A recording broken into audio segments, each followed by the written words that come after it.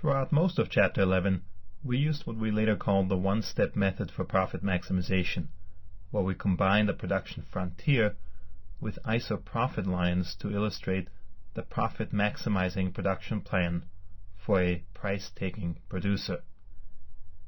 This one-step method for profit maximizing is easily extended mathematically to two or more inputs, but it's difficult to graph. We'll give an example here to show both why it is difficult to graph when there are two inputs to consider, and also to illustrate how the one-input model from Chapter 11 is really just a slice of the two-input model that we'll introduce here. We'll begin by reviewing some of what we did in Chapter 11, but we'll use a slightly different production frontier than what we used in Chapter 11. Throughout most of that chapter, we assumed that the production frontier has initially increasing marginal product of labor that eventually diminishes. Here we're using a production frontier that has diminishing marginal product of labor throughout, as seen in a diminishing slope of the production frontier. This will make it a little easier to connect the one-input model to the two-input model graphically. Next, we'll assume a particular wage and output price to illustrate iso-profit lines. We'll begin with the blue iso-profit that intersects the vertical axis at pi 1 divided by p, and therefore corresponds to production plans that result in profit of pi 1. The magenta iso-profit line corresponds to production plans that result in profit of pi 2, which is higher than pi 1.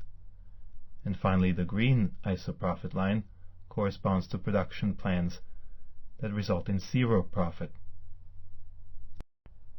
We then combine the technological constraint as represented by the production choice set with the iso-profit lines that represent the producer's indifference curves to illustrate the profit maximizing production plan A, which lies at a tangency between the blue iso-profit line and the production frontier. Since the iso-profit line has a slope of W over P and the production frontier has a slope of marginal product of labor, we know that at that profit maximizing production plan, W over P is equal to marginal product of labor. Or put differently, W is equal to P times marginal product of labor, which is equal to the marginal revenue product of labor. At the profit maximizing production plan A, we then use LA in labor hours to produce XA in output. When we use a single input production frontier, we're usually thinking that there are actually more inputs, but the other inputs are being held fixed for some reason, and we can only vary the one input, labor in our case. We can therefore think of this single input production frontier as a slice of a higher dimensional production frontier that also contains other inputs. For instance, the other input might be capital K, and along the single input production frontier, we're simply holding capital fixed. Thus, at the fixed level of capital, we have a single input production frontier that's a vertical slice of the three-dimensional production frontier that's graphed in panel D. Capital might, for instance, be fixed at K prime in the short run, and therefore our short-run production frontier only varies with labor and is therefore a single input slice of the two-input production frontier. The iso-profit lines from panel B then become iso-profit planes as we illustrate profit not only varying with the amount of labor that we hire, but also with the amount of capital that's hired. The portion of the iso-profit planes that lies in the XL plane holds capital fixed at 0, and would then be analogous to the iso-profit lines we've drawn in panel B if capital were fixed at 0 in panel B. Point B, for instance, lies directly above the labor axis and therefore involves no capital being hired. It therefore lies on an iso-profit line that corresponds to the green iso-profit line in panel B and has a slope of W over P. Point C, on the other hand, lies directly above the capital axis and therefore involves only capital input and no labor input, for the same reason that the slope of an isoprofit line when labor is the only input is W over P. The slope of an isoprofit line when only capital is an input is the rental rate R divided by P.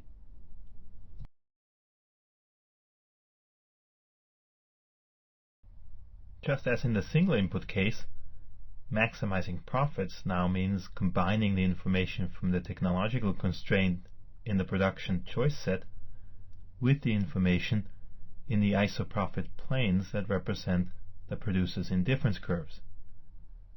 The new profit maximizing production plan will then be again at a tangency, but this time at a tangency between one of the isoprofit planes and the three-dimensional production frontier. This tangency happens here at the production plan D that involves KD in capital, LD in labor, to produce XD in output.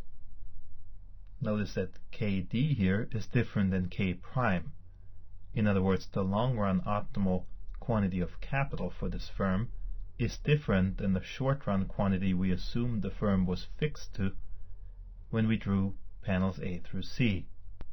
In particular, in the way we've drawn things here, the long-run optimal quantity of capital, KD, is larger than the short-run fixed level of capital, K prime.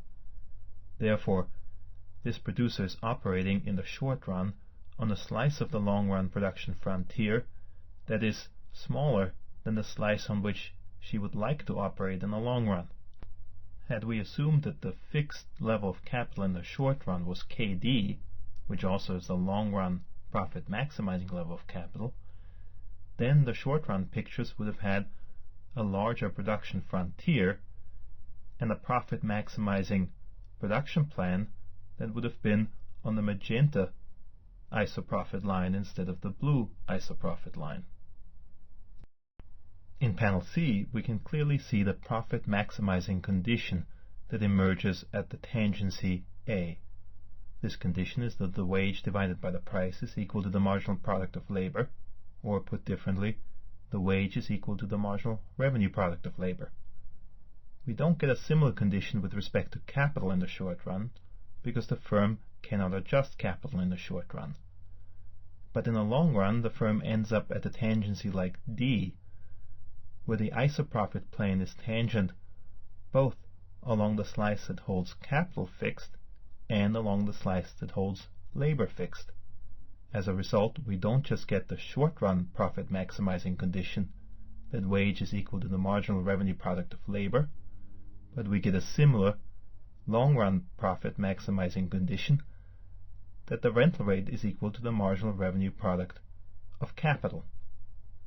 This will be true in the short run only in the special case where the short-run fixed level of capital happens to be the long-run profit maximizing level of capital.